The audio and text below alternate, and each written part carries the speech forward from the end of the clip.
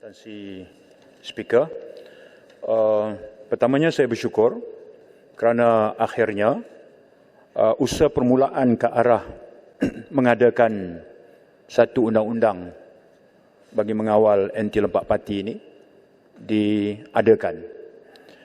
Ini kerana sejak beberapa minggu kebelakangan ini, tajuk ini semacam menjadi roller coaster, ya, dengan izin. Sekejap jadi, sekejap tak jadi, tarikh hari ini dipindah hari ini. Tapi hari ini terhenti. Roller coaster itu terhenti dan ada clarity. Ada satu kepastian ke mana jalur yang nak kita tuju. Jadi, bila kita sudah sampai ke tahap ini, saya harus nyatakan penghargaan kepada Yang Amat Berhormat Bera dan juga Yang Berhormat Menteri kerana pertama berpegang kepada prinsip MOU yang isi kandungannya termasuklah komitmen untuk mengadakan akta ini. Dan Tan Sri Di-Pertua sebagai orang yang terlibat secara langsung bagi pihak Pakatan Harapan bermula dengan MOU membawa kepada terbentuknya jawatankuasa pemandu dan kemudian jawatankuasa teknikal, saya dapati bahawa sesi libat urus itu sebenarnya sangat menyeluruh. Dan hampir kesemua yang dilibat urus itu bersetuju peri pentingnya akta ini diadakan. Dan memahami tentang sentimen rakyat yang menghendakinya itu berlaku. Yang berbeza cuma dari segi ta'rif atau definisi hopping atau lompat itu. Sebab itu, di peringkat perbincangan itu, ada beberapa kategori yang kita bincang. Dan itu sudah tentu tertakluk kepada perbincangan di peringkat selanjutnya. Pertama, yang kita bersetuju, seorang individu ahli parlimen tinggalkan parti sendiri, masuk parti lain. Yang itu semua setuju untuk kita masukkan dalam perkara sebagai berlaku lompat parti. Kedua, kedudukan tentang ahli parlimen yang dipecat. Secara prinsip, dia dipecat seperti diulas oleh Pagoh dan Jerlun tadi. Ataupun seorang yang dipecat kerana mengundi di dalam parlimen bertentangan dengan keputusan whip partinya. Masih ada. Contoh New Zealand, Britain, India dan sebagainya. Masih ada ruang. Dan kita masih ada masa. Yang ketiga, seorang ahli parlimen yang menang daripada satu parti, kemudian pilih jadi parti bebas. Ya, ataupun MP bebas. Ataupun seorang individu ahli parlimen bebas kemudian menyertai satu parti politik.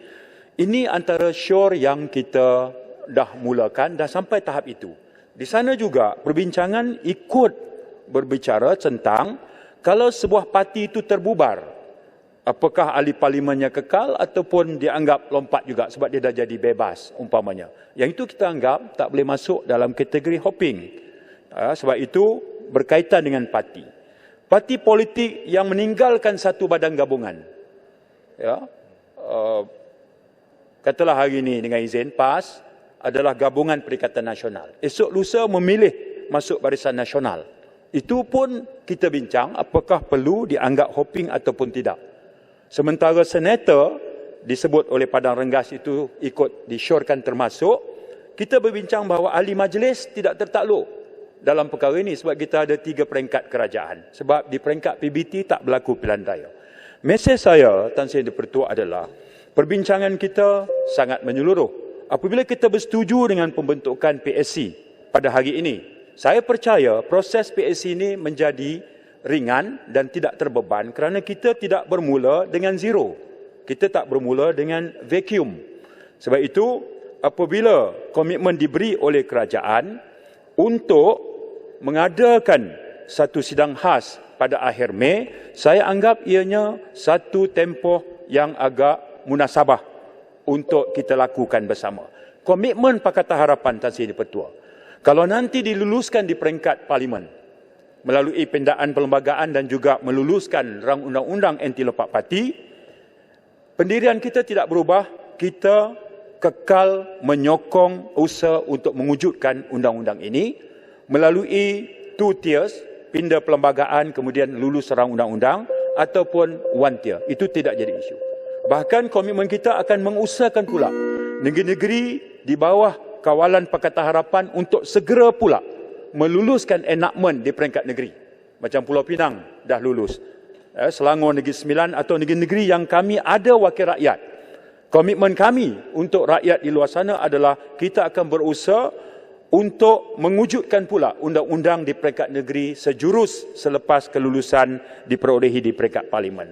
Datuk Yang di-Pertua, kesemuanya ini penutup saya ialah kerana kita sedar secara prinsipnya seperti diungkap oleh ramai rakan-rakan ahli yang berhormat yang lain, perbuatan lompat parti itu sebenarnya mengkhianati mandat rakyat dan mencemar prinsip demokrasi. Dan dia membawa kepada ketidakstabilan politik dan itulah yang kita alami pada penggal ini. Kerana itu, saya percaya mewakili parti keadilan yang agak parah terpukul kerana ahli parlimennya keluar. Begitu juga dengan rakan-rakan saya daripada UMNO. Saya percaya inilah masanya untuk kita memulakan langkah ini dan meneruskan sehingga berjaya. Dan insya-Allah sebelum sidang ini tamat pada hari ini juga, Pakatan Harapan dan Blok Pembangkang kita akan menamakan 5 wakil kita seperti mana yang dipersetujui dalam pertemuan dengan Yang Amat Berhormat Perdana Menteri pagi tadi untuk menganggotai jawatan kuasa khas ini bagi melunaskan tanggungjawab dan urusan mereka sehingga membolehkan sidang khas dipanggil nanti untuk mewujudkan Akta Anti Lompat Parti. Terima kasih, Ketua.